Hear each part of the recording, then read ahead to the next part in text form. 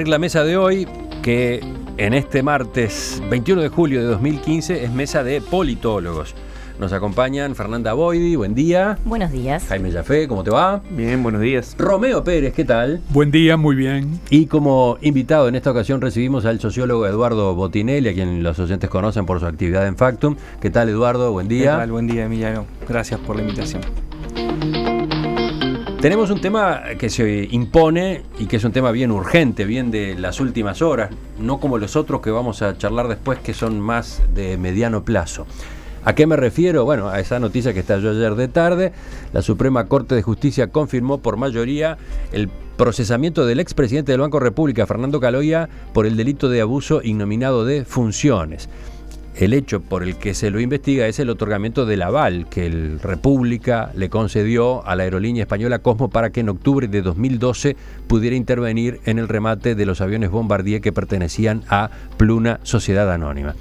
Con esta decisión, la Corte anuló la sentencia del Tribunal de Apelaciones en lo Penal de primer turno que en octubre pasado había revocado el procesamiento que a su vez era de abril de 2014, dispuesto por la jueza letrada de primera instancia en lo penal, especializada en crimen organizado, Adriana de los Santos. En aquella resolución, la doctora de los Santos sostuvo que el ex ministro de Economía, Fernando Lorenzo, y el actual presidente de la Corporación para el Desarrollo, Fernando Caloia, ejercieron una activa e ilegítima participación en la concesión del aval como garantía de mantenimiento de oferta a favor de Cosmo, lo que permitió a esa empresa presentarse a la subasta pública, resultando único oferente y mejor postor, excediendo esto de la simple irregularidad administrativa para derivar en actos arbitrarios cometidos con abuso del poder funcional que ostentan en virtud de sus respectivos cargos públicos. La pregunta es, a estas horas, ¿qué pasará con Fernando Caloia? Ante esta nueva situación, ¿permanecerá en su cargo de presidente de la Corporación para el Desarrollo o no? Bueno, la averiguación que hace pocos minutos realizó la producción de En Perspectiva con el propio Caloia indica que va a presentar su renuncia al presidente Tabaré Vázquez en las próximas horas. El asunto quedará entonces en manos del primer mandatario. ¿Ustedes cómo han visto todo este episodio?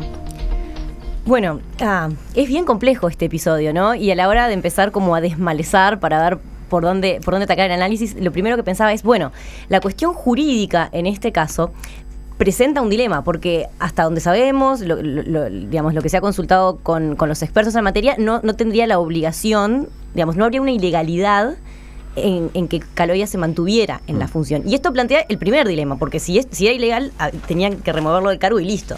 ¿Sí? No había posibilidad para que estuviéramos discutiendo qué iba a pasar con Caloia. Entonces, hoy, esto por ejemplo, es lo primero. en el diario El País aparecen declaraciones del doctor Martín Rizzo, especialista en Derecho Constitucional, que señala: Caloia no tiene obligación de renunciar a la CND porque no es funcionario público. La CND es un organismo paraestatal, no tiene obligación jurídica y depende entonces su futuro de su sensibilidad y de quienes lo eligieron para el cargo. Exacto, entonces tal vez hubiese sido más fácil para quienes tienen que tomar la decisión, tanto sea Caloia como el presidente Vázquez, si no había margen para esta toma de decisiones. Justamente parece ahora que Caloia va a presentar la renuncia. Bueno, por lo que había trascendido hasta ahora, el presidente Vázquez lo había dejado en sus manos. Uh-huh. Entonces calculo que lo que procederá será que acepte la renuncia. Pero también esta cosa puntual abre como la discusión en otros múltiples frentes, y otra vez esto de lo jurídico y lo político, ¿no? Por un lado, entonces, si bien no había impedimento legal para nominar a Caloia a la CND, estaba bien hacerlo cuando había un proceso aún pendiente. ¿Qué señal manda eso respecto de la institucionalidad? ¿Qué pasa con los comentarios que han hecho tanto desde la oposición como desde el oficialismo respecto de esto? ¿Sí? Ayer Michelini decía, bueno, nos quedamos con lo que dijo el Tribunal de Apelaciones y lo que dijo uno de los miembros de la Corte que había fallado en contra del procesamiento. Bueno, esto es como decir, nosotros hicimos un gol y evitar decir que el otro cuadro hizo 3. Digamos, no se puede. Me parece que hay que ser como muy respetuoso y muy cuidadoso con hacer este manejo y esta lectura de lo que son pronunciamientos de un poder independiente, en este caso el Poder Judicial. ¿Qué dicen los demás? El Frente Amplio, el gobierno se metió en un problema cuando nombró a Caloia sin esperar el final de esta instancia de casación del trámite en la Suprema Corte. Bueno, ahora está a la vista que sí, que fue un paso en falso y que probablemente fue, digamos, una apuesta a que el resultado finalmente iba a ser otro, una apuesta ahora evidentemente demostrado que estaba equivocada.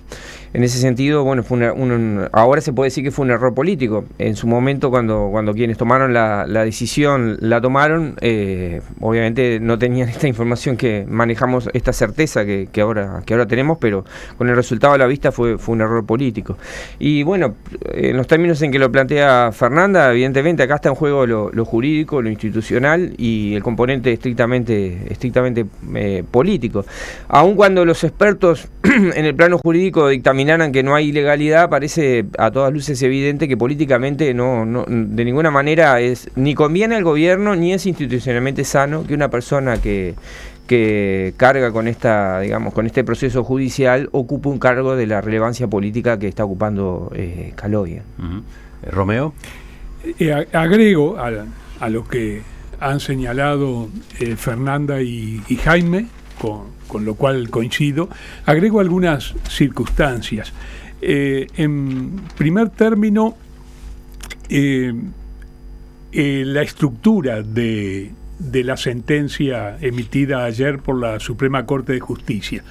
El cuerpo se pronuncia por 3 contra 1, es decir, hay un ministro de la Corte disidente, pero hay una mayoría amplia. En segundo lugar, la sentencia de la Corte coincide con el dictamen del fiscal de Corte.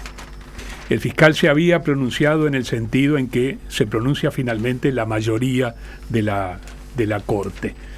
En tercer término, analizando en perspectiva política y sin agregar nada a lo que ya señalaron, creo que acertadamente Fernanda y Jaime, se empieza a establecer un contraste entre la situación procesal y las conductas cívicas de Caloia y de Lorenzo. Lorenzo, el exministro de Economía, está también procesado, pero no apeló el procesamiento y efectivamente está retirado, fuera de alguna intervención en la campaña electoral, de la actividad pública.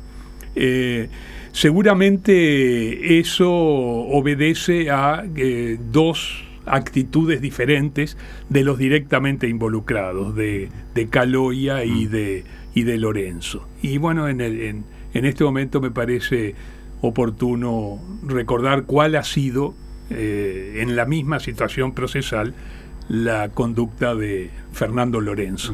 ¿A qué estás aludiendo? ¿A que Lorenzo, al no apelar el auto de procesamiento, de algún modo se evitó todo este desgaste por el que sí termina pasando Caloia? Pero creo que además contribuye con el respeto a la independencia del Poder Judicial.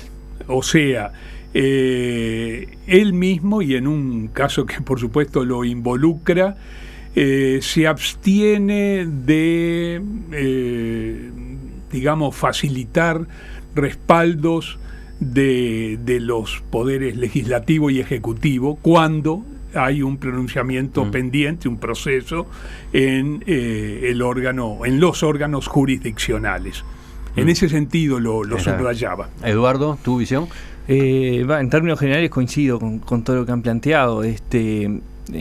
Claramente acá hay una persona también en el medio, ¿no? Y la persona asumió riesgos por aceptar el cargo y también, como veíamos, era arriesgada la jugada. O sea, en realidad había una probabilidad importante de que el fallo fuera en este sentido por las consultas que se habían realizado posterior al propio dictamen del Tribunal de Apelaciones. Era muy probable que que finalmente se ratificara el fallo de primera instancia. Por lo tanto, exponerlo públicamente, asumir un cargo por muy poco tiempo para que luego saliera, realmente parece una torpeza importante, porque si hubiese sido a favor, igualmente ya estuvo todo el cuestionamiento, toda la discusión previa cuando se votó la veña, que puso en tela de juicio el que Caloy asumiera tranquilamente un cargo, ¿no? Un cargo importante y que necesitaba la veña. Podían haberse elegido cualquier otro camino hacia cualquier otro cargo que no implicara que pasara por una discusión parlamentaria. Está bueno lo que anotás, porque efectivamente la propia consideración de la veña en el Senado ya fue un desgaste para Caloya. La veña salió solo con los votos del Frente Amplio. Claro. Y un detalle con respecto a lo que decía Romeo. Hay una cosa que no es nada menor, que es que Lorenzo fue candidato a diputado y fue elegido diputado y renunció luego de haber sido electo. Que ahí hay dos cuestiones. Una es, digamos, lo previo y lo de presentarse. Lo otro es renunciar después de haber sido electo, que plantea otra discusión, que es a quién elige la gente y bajo qué circunstancias. Que Lorenzo había sido procesado en primera instancia y no había apelado, era de conocimiento público, y sin embargo hubo un conjunto de gente que lo eligió para ocupar un cargo en diputados, que después renunció después de haber sido electo. Entonces ahí ya plantea otra discusión que no tiene que ver con esto, pero lo de Lorenzo en realidad tampoco fue que él no apeló y desapareció. O sea, de hecho él fue candidato y es más, la publicidad de la 99738 era Lorenzo diputado, o sea, era activa la presencia que tuvo, ¿no? Sí, pero justamente él no ocupa, yo entiendo, y es cuestionable el que se le haya presentado como candidato y que él haya aceptado la candidatura, pero él vuelve a retirarse de cargos o de presencias que pudieran significar presión sobre pronunciamientos judiciales. O sea, sigo viendo diferentes las dos pautas, ¿verdad? Jaime, tú estabas levantando la mano ahí. Simplemente para introducir otro elemento más a la conversación, y es que me parece que porque hasta ahora hemos hablado más bien de elementos negativos, ¿no? Bueno, el error que habría cometido el partido de gobierno, bueno, el error que habría cometido el propio Caloya en aceptar, involucrarse en esto que finalmente termina siendo perjudicial para sí mismo. Pero digamos, creo que también hay algo positivo a rescatar en todo esto, y es que uno de los grandes problemas que se señalan en la relación entre poder político y justicia en América Latina es muchas veces la falta de independencia de las instituciones del poder judicial. Uh-huh. Y esto en general se coloca como un problema de mala calidad de las democracias, cuando el poder judicial realmente no tiene capacidad de actuar con independencia del poder político que representa, sea el Parlamento o sea en general el poder ejecutivo. Me parece que casos como este ponen en evidencia que el Poder Judicial uruguayo, con todas las críticas que generalmente la opinión pública y el propio sistema político tienen hacia el mismo, no adolece de este problema. Es decir, este es un claro acto donde el Poder Judicial, lejos de someterse a lo que sería la conveniencia del poder político de turno, actúa con plena independencia. Y en definitiva, quiero también entonces introducir esta cuestión de que es una señal de salud institucional. Ajá. El ejercicio efectivo de la independencia del Poder Judicial, más allá del acuerdo o desacuerdo que cada actor o incluso cada analista pueda tener del fallo o de la resolución en concreto de la cual estemos hablando. ¿A Eduardo le interesó este punto por lo visto? No, que para sumar a lo que plantea Jaime, quien redacta la sentencia es el doctor Pérez Manrique, que fue edil por el Frente Amplio y estuvo exiliado de Uruguay durante la dictadura, perseguido por ser del Frente Amplio. O sea, digamos, suma a esa independencia del Poder Judicial con respecto al poder político. Fernanda. Sí, una de las reflexiones que me generaba volver sobre este tema es como la magnitud y todavía el efecto de onda expansiva que el escandaloso episodio de Pluna sigue teniendo, ¿no? Y me parece que, si bien coincido en que, y claro que es más fácil con el diario del lunes hacer esta lectura, de que se lo sobreexpuso a Caloia y a un riesgo muy grande, ahora estamos viendo. También me parece que fue un riesgo claro, compartido, digamos, ¿no? Entre Sí, Caloia sí, desde individualmente y su fuerza política y el gobierno que llevó adelante el nombramiento. desde luego. Porque mirá las declaraciones de Astori el día que asumió Caloia en la CND. Dijo textualmente: no se pueden imaginar la satisfacción que tengo, no como ministro de Economía, como ciudadano uruguayo, como compañero y amigo de Fernando y de Jorge Perazo, que también estaba asumiendo. Dijo Astori. Por un lado, consideró que Caloia era un excelente profesional, lo describió como servidor público neto y nato, y no meramente funcionario del Estado, pero añadió: a Fernando le tocó vivir horas muy amargas, a todas sus virtudes le agregó una entereza inigualable. Según Astori, en las peores horas Caloia actuó con valentía y en base a principios de rectitud y de bondad. Bueno, a eso iba. Esta nominación se vio mucho más como una reivindicación, Claro, que como un riesgo. Uh-huh. Y ahí yo creo que hubo un error de cálculo, ¿sí? O una sobreestimación de cuáles eran las posibilidades reales de que esto tuviera un desenlace favorable a Caloia en materia de lo que iba a ser el procesamiento de la Suprema Corte de Justicia. Y otra vez, yo no lo conozco a Caloia, pero todas estas descripciones lo muestran como una persona muy, digamos, muy recta, muy buen profesional. Su gestión hasta este gran desliz en el banco, por los indicadores objetivos, indicaban que había sido muy buena, pero eso no quita que cometió un error garrafal desde el punto de vista legal.